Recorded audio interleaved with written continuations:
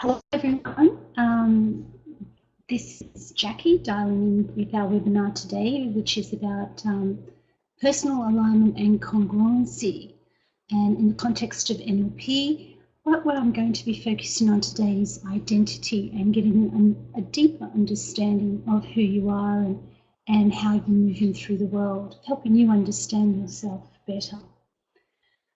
So I'll be presenting this webinar today, and I've had, I guess, extensive experience with NLP and various other areas as well, but I've been using NLP for over 20 years in my life personally and professionally as well, in my career as a coach, as an executive, working with people in human resources, business development, and various other areas as well.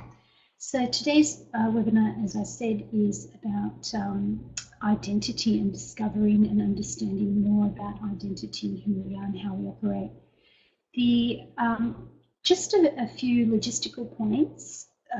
If you're dialing in, you should be able to hear me. Everybody is on mute, and there's a chat box down the bottom there. If you wanted to ask some questions, I'll be happy to address those as we go, and certainly if we have time at the end as well. Today's webinar will go for about 30 to 40 minutes, thereabouts, and I really hope you enjoy the contact details at the end for you as well if you want to get in touch and ask anything about this or anything else, and maybe some of the programs that I'm running as well. So understanding what is NLP, and so NLP stands for Neuro-Linguistic Programming. The neuro part is about our nervous system. Linguistics is about the language that we use and how we express ourselves in the world, both verbally and non-verbally. And programming can be understood to mean, programming comes from the computer area of computer programming, but in NLP, in the context of the discipline, it's more about the patterns and the psychology and the strategies that we use. For example, you might have a particular strategy for how you brush your teeth, how you get out of bed in the morning, how you get yourself to work, and so on. So in essence, NLP really is about a process for understanding how our mind creates our reality, how the language of our mind creates and affects the patterns that we use in daily life.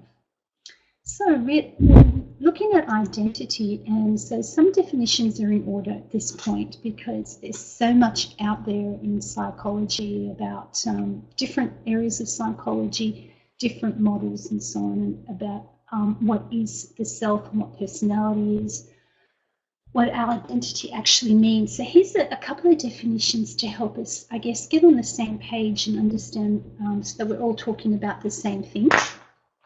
So the first one really is about self-concept and what that is, and that's our own perception about ourself, what we know about ourselves, and it could be positive, it could be negative, realistic or unrealistic. They're attributes and traits that we have as a person. So I might say I have brown eyes, I have black hair, I have, I'm 5'5", although my partner and myself disagree on that a little bit every now and then. He thinks I'm a little bit shorter.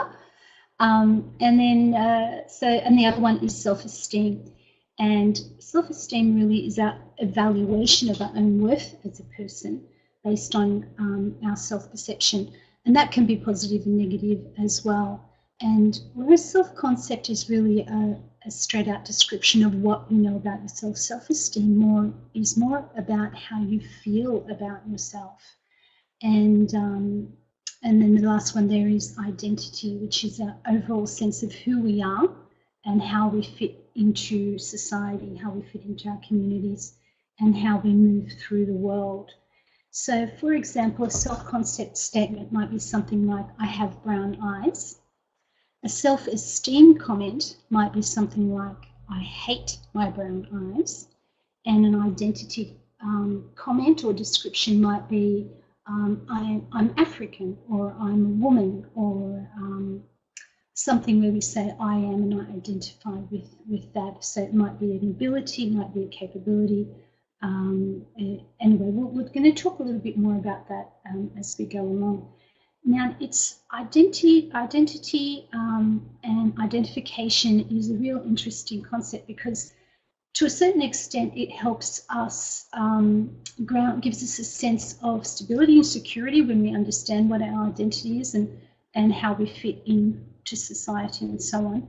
The process of identification is a normal process that everybody engages in from basically when you're born and when you're growing up. You start identifying, for example, with your parents or with loved ones, with people around you, or even sometimes with things that help us reflect back to us who we are and how we are. And so we take on, we assimilate aspects of ourselves by modelling other people around us. And that's really how our personality is made up and sort of specified in that way. We'll be talking more about these things as we go, and there's certainly a lot on the internet about it as well, and you can contact me if you want more information. So understanding who you are, what makes up our understanding of who we are? That we have a sense of self-identity, we have a sense of boundaries, we have a model of the world, how we decide to move through the world, and our sense of self-esteem as well. So all these in combination help us really understand who we are and how we are, how we want to move through it. So if I was to ask you that question, who are you? How would you answer that question? I'd like you to just keep those thoughts in mind as we go further along in this presentation. So who are you? Who are you? And I think I would really recommend suggest having a pen and paper handy nearby, so you might jot down some thoughts as we go as well. In actual fact, having a look at this presentation a few times might also help you develop a deeper understanding. So identity, what do we identify with? Sometimes we identify with things like personal attributes. They could be saying a personal attribute might be something like I'm tall, I'm short, I'm gentle, I'm a strong person, I'm fun, or I'm creative. Any type of personal attribute sometimes we identify with. In language terms, when you're listening to someone's language and how they actually articulate it, the identity statement usually comes in the form of I am. So it will be I am X, or I am happy, I am sad, I am strong, I am gentle, I am creative. So normally when you hear the words I am, that should raise a little flag for you in terms of this, but this is how that person or that individual sees themselves.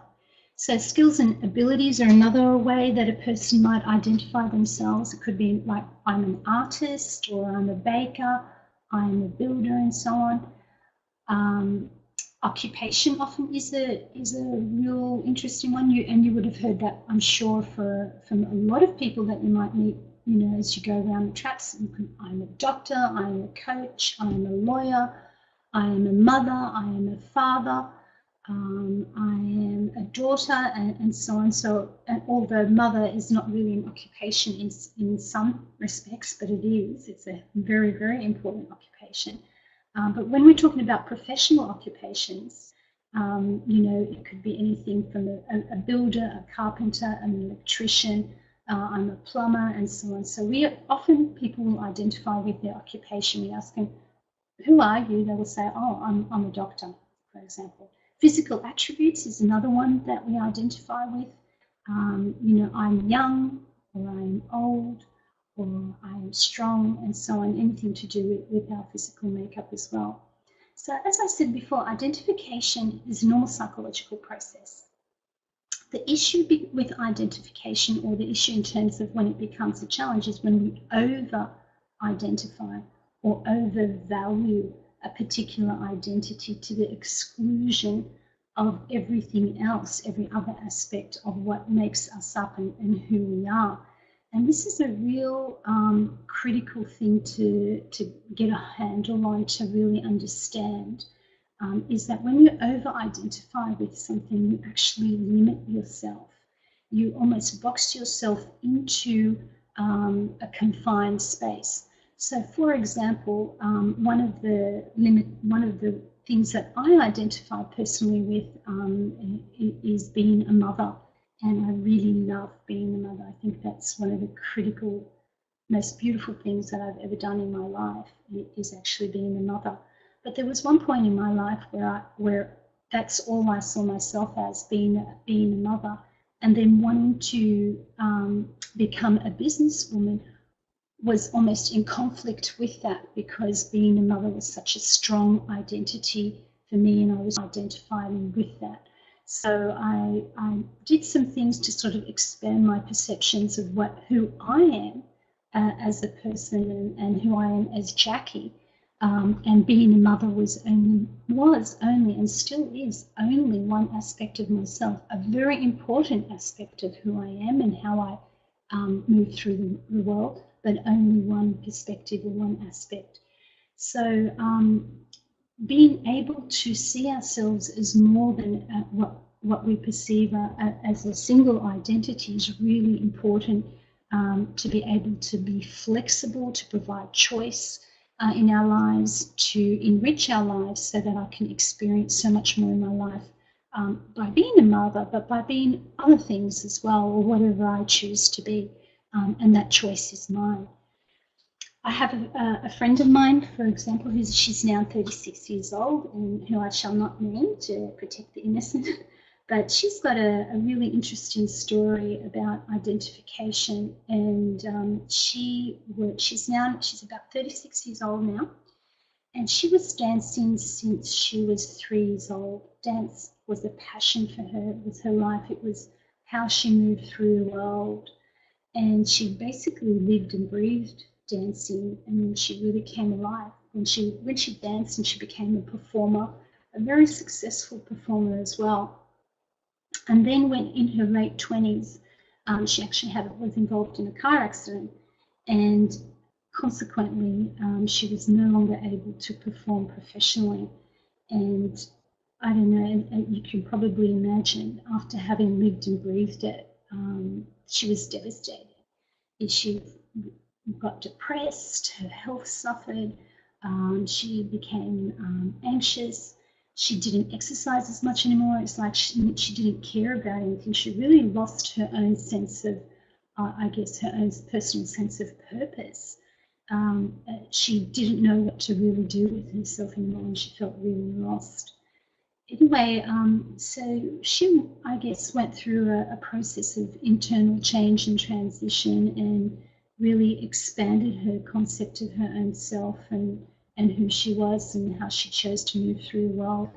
And she then decided to, and this was over a period of a few years, where she was recuperating and so on, and looking at what else, who am I, what does this mean in my life, that I can no longer dance professionally, and I can no longer perform. And then she moved to a different space, and she became a teacher. And now she shares and inspires others with her joy and passion for movement, and connecting, how she describes it, connecting to the spirit, or manifesting the spirit in the world through movement and through dance.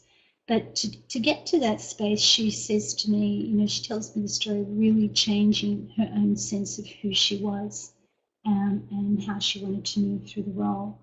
So you might know, personally, it might be something that has happened to you, or someone you know, when people invest, for example, a lot of time and energy in a particular profession. It could be becoming a lawyer, it could be becoming a doctor, or a builder, or any of those things.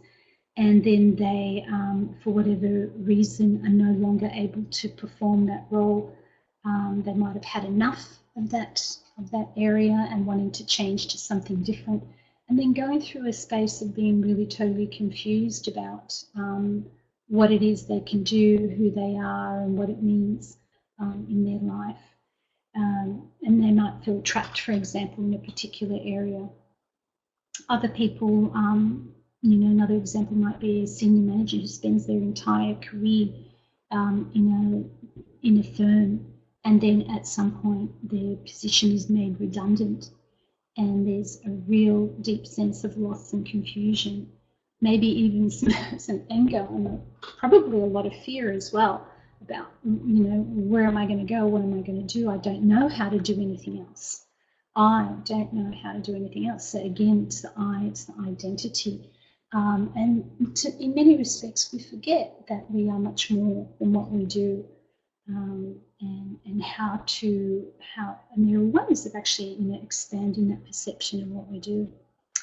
I think at this point it'd be really nice for you to just take a moment and jot down a couple of those things that you identify with.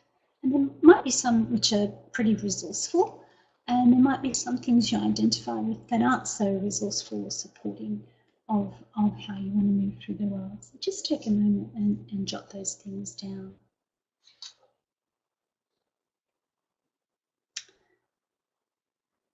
So the other area we wanted to talk a little bit about is, so we spoke a little bit about identity. We'll just have a quick chat about about these other three boundaries: model the world and self-esteem. So in terms of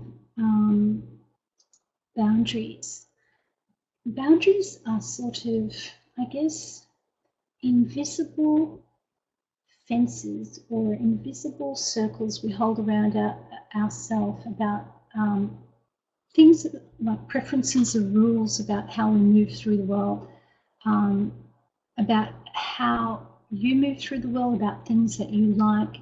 They're about behaviours that you'll accept from self and others towards yourself.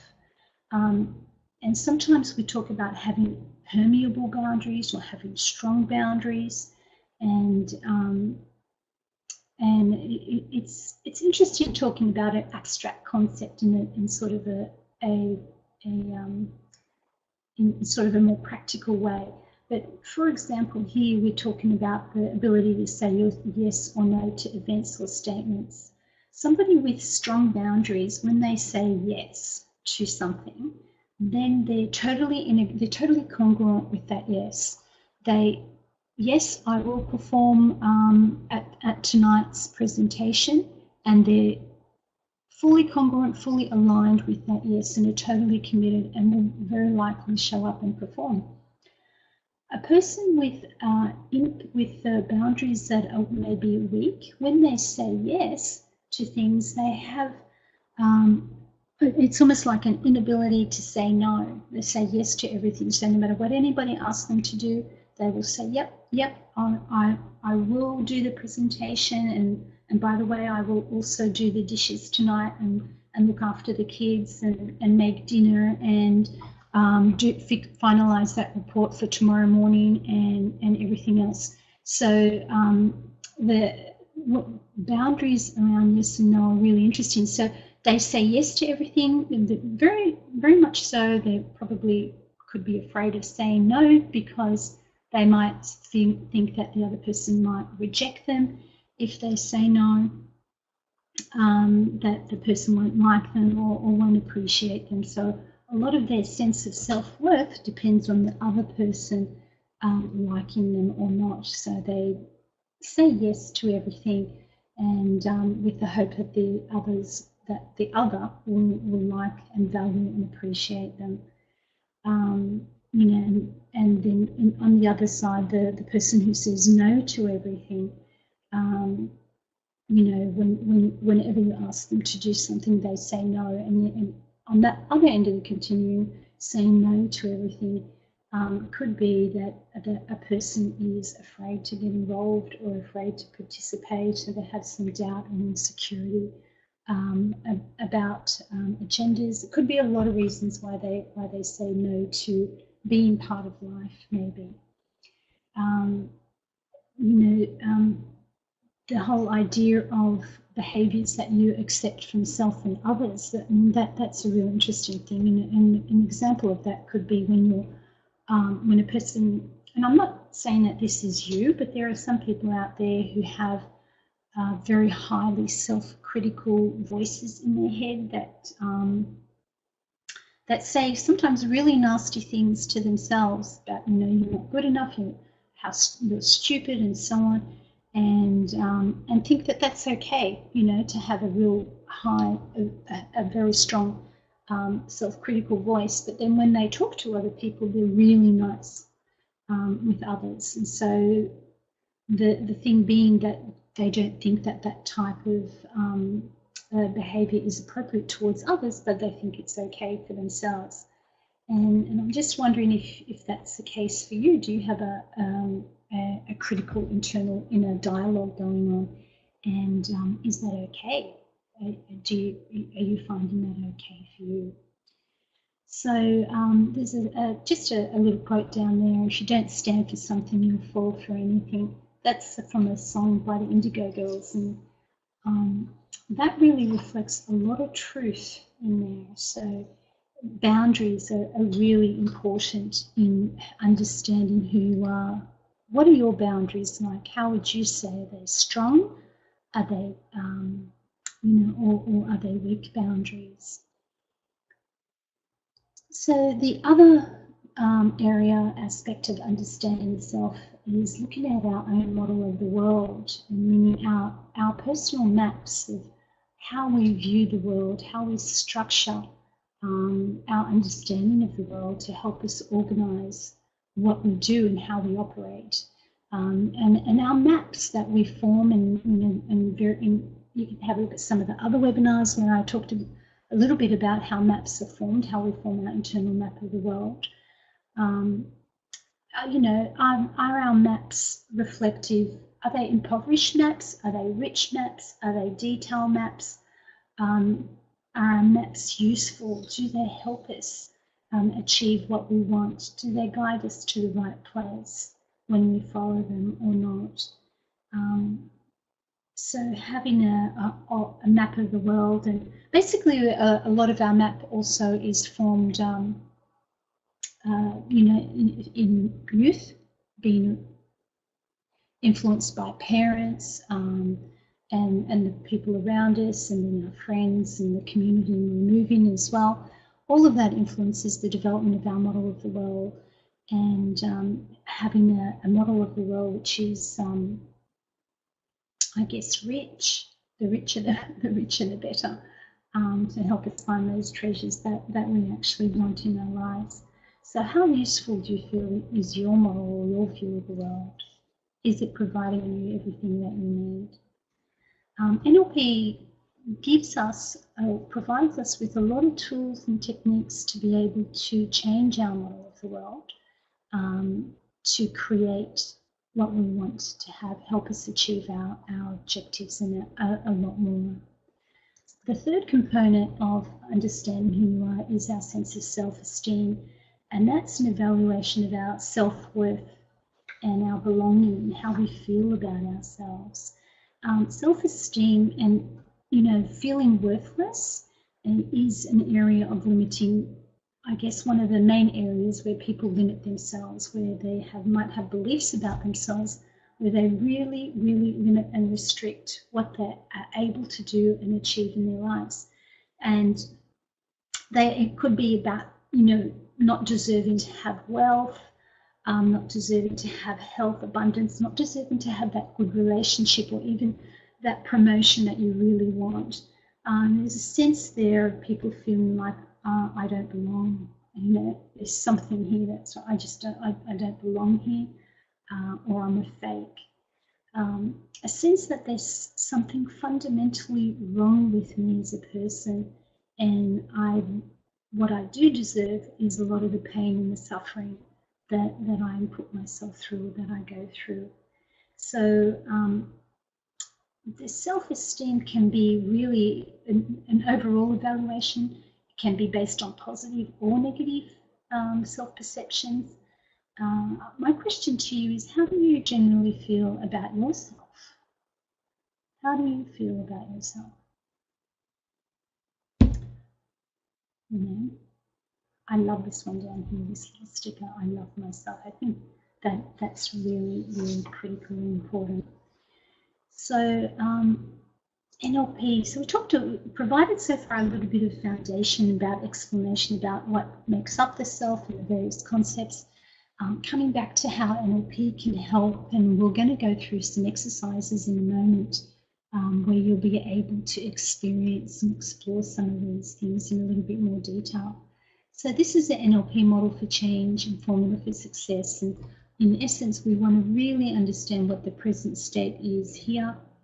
And, you know, NLP can help in that way by identifying the beliefs and values, helping you identify those that you now hold, and then removing those limitations, accessing resources that you need, solidifying those boundaries that we spoke about, and those roles that you hold. And then also some tools and techniques there to help you amplify your sense of self-worth and self-esteem, and really give you a stronger sense of who you are and finding out who you are. This whole thing with identity there's no end point. It's a constant evolution. And I think part of the challenge is really learning to enjoy the journey of discovering who you are, more and more of who you are. You know, there's a quote, I think, by Carl Jung that says, people don't change. They just simply become more of who they are. You get rid of the obstacles, clear those interferences, so who you are as a person can really shine through.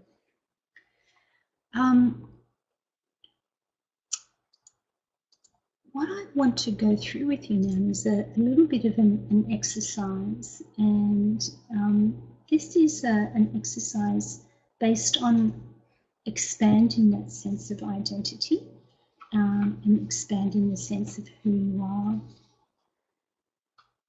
So we all have within us a drive towards realizing our inner potential, and this is what Maslow talked a bit about in his hierarchy of needs. You might be familiar with that. People use that model in many ways, but to understand motivation and so on. But really, becoming more of who you are and expanding that sense of who you already are is really important. So I spoke earlier on a little bit about those flag words or those trigger words. I am a mother, I am a daughter, I am a coach, I am a healer, I am a builder, and it could be, you know, I am a bad person, or I am good, or anything with the words I am. What I'd like you to do now is we're going to do a little bit of exercise, and it's just to help, as I said, expand that sense of I am. And so what I'd like you to do for a moment is think about, what is, when you say the words I am, what's the first thing that I am blank? What do you fill that sentence in with? I am. And let's just use that in this exercise to sort of play with and to sort of explore this sense of identity. So you say to the words to yourself, I am. Just consider that statement, I am, and whatever that is for you.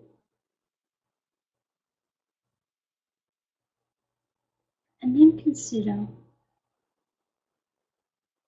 is that all you think you are?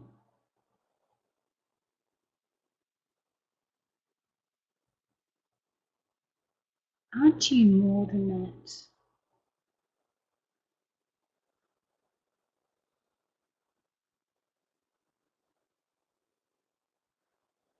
And what are you that's not that? Just really allow yourself to open up to exploring, what are you that's not that?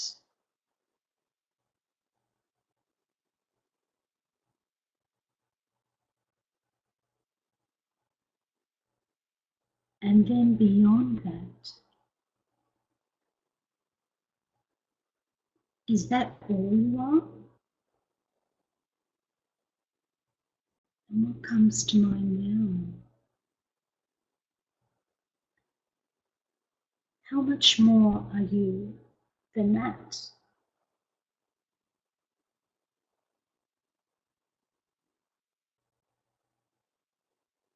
That's right. You do know you are more than that, don't you?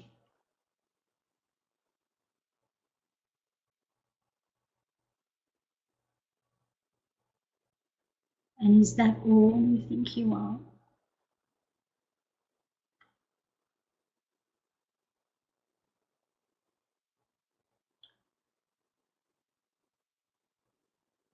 Aren't you more than that?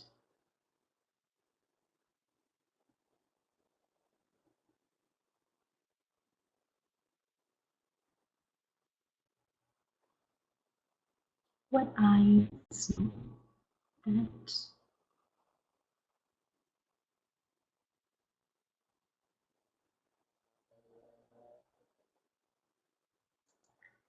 And beyond that expanded sense of who you are, is that all you are?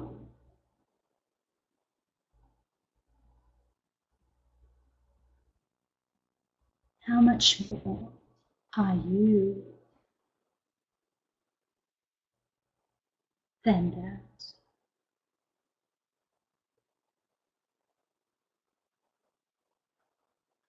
You do know you are more, don't you?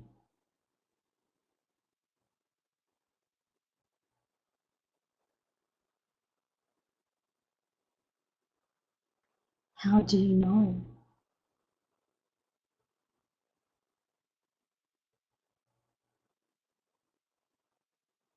How do you know you are more than that? That's right.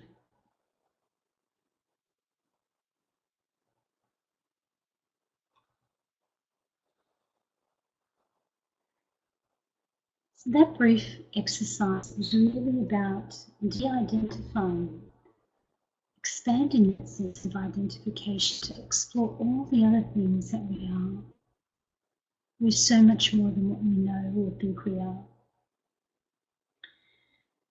So you can use that exercise very easily on yourself or even in meditation. It's a very nice one to sort of reflect on in meditation.